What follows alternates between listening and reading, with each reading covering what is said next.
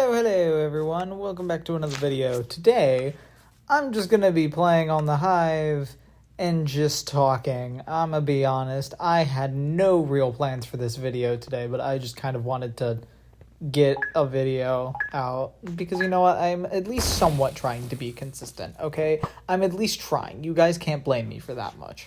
Now, I currently just now, as the moment I am recording this, thought of a topic of discussion that I can use for this video, so I'm going to do it. And it's going to be about how my first week of TAing for a class is gone. Because that's right, some professors thought it would be smart enough to let me, a content creator, be a teaching assistant for a class. What a stupid idea, right? And you see, here's the worst bit about it. Not only did they let me, a content creator, become a teaching assistant, they let me, a content creator, be a teaching assistant for one of my major's weed out classes at my college. What? Now, in order to actually be a TA in any of the classes in my major at this college, you have to at least pass the class with a B. That's the general rule, at least for the department of my major, because obviously all colleges have different departments for different majors, etc., etc. For my specific department, what they do is they take students, because it's such a big department, well, the amount of students that are in this major are enormous, because there's so many students constantly coming by, they have to use previous students. They can't just use graduate students like most other classes use. But yeah, so this is the class that I, fun fact, entered the final exam late by about an hour and a half, got the exam, finished it before half of the class did, turned it in, and got a B+ on it. So, needless to say, I'm not exactly stupid in this class either. If I tried, I probably would have gotten an A in the class, but I just didn't in the end. That's the only reason why I didn't. But let's stop beating around the bush. You guys want to hear about the stupid TA stories I have after a single week. And let me tell you, they're stupid so far. Now, coding isn't easy. Oftentimes you get errors that you don't know what you're doing wrong. And a lot of the times, the TAs need to just read your errors for you and be like, oh, okay, this is what you're fucking up. Tell me why every single student who came to me for help with these errors just didn't even try to read them.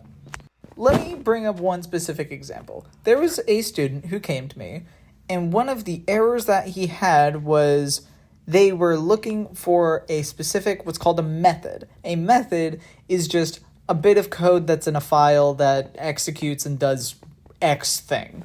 That method could do literally anything. Now keep in mind, this code had been given to them by the professor and they were meant to debug it. That was the first assignment in this class, was they were given a bit of code and they needed to debug it. So this error was telling them, hey, when I'm looking at this code, this method is missing.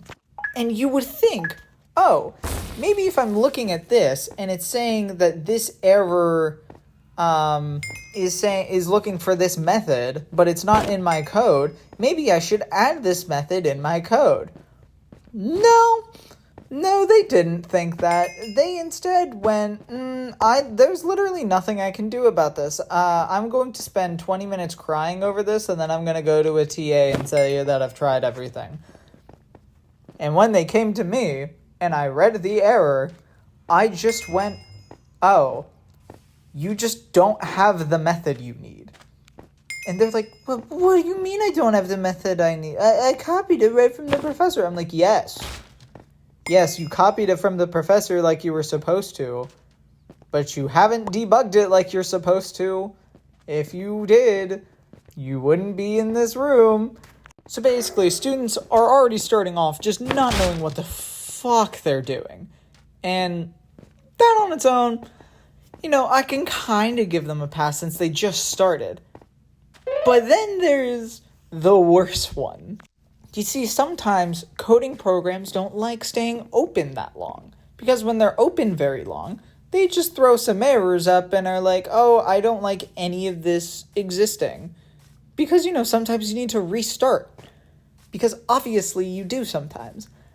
There was 2 students, not just one, 2 of them, who had their coding programs open all day on this one assignment where there were plenty of errors beforehand that they had tried to fix, and they had fixed, but it was causing other things to still remain errors because, it had been open forever and the program doesn't like that. So one of them came to me. They were like, oh, I'm having trouble with this and blah, blah, blah, blah, blah. Like, I don't know what's wrong. And I look at it and I can't figure out what's wrong either because I'm like, no, this shouldn't be giving any errors. What's going on with that? And then I asked them, okay, when was the last time you restarted the computer? And then they go, or not the computer, the program. I'm like, oh, when was the last time you restarted the program? After, mind you, about 5 to 10 minutes being in a call with this person because they didn't know what they were possibly doing wrong. They'd gone through everything. I had to manually review all their code, etc. And they respond with, oh, I haven't yet. And I felt at least 5 to 10 years of my life drain out of my body the second I heard that. And so the first thing I responded with was, close out of the program, reopen it. So he closes out of the program, he reopens it, and what the fuck happens? Oh, all the errors are cleared? Oh my god! Who would have thought? Who would have thought doing the thing you're supposed to do would mean that your code works the way you're supposed to make it work? Oh my god! And that's right. I said earlier, not just one of them, but 2 students did this. I looked at the second student's code.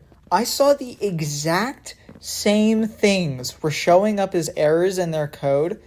And before anything else, I immediately said, before you tell me any errors or how you fix this, I want you to close your program and reopen it. And I guarantee you that will fix a majority of your errors right now.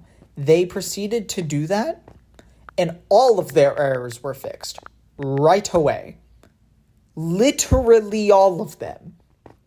I then proceeded to tell them to have a nice day, and the second they left, I was screaming. Because, oh my god, I was not that stupid when I was in this class. I was not that much of a dumbass. Because I would constantly close and reopen the program. Because I'm like, okay, I don't need this shit open right now. I thought some people would be smart enough to close and reopen the program, but no. These computer science students aren't smart enough to do that, apparently. Anyways, I'll be sure to tell more fun TA stories as the year goes on, but that'll be all for this video. Thank you guys for watching. If you liked it, be sure to like and subscribe for more. Okay, bye.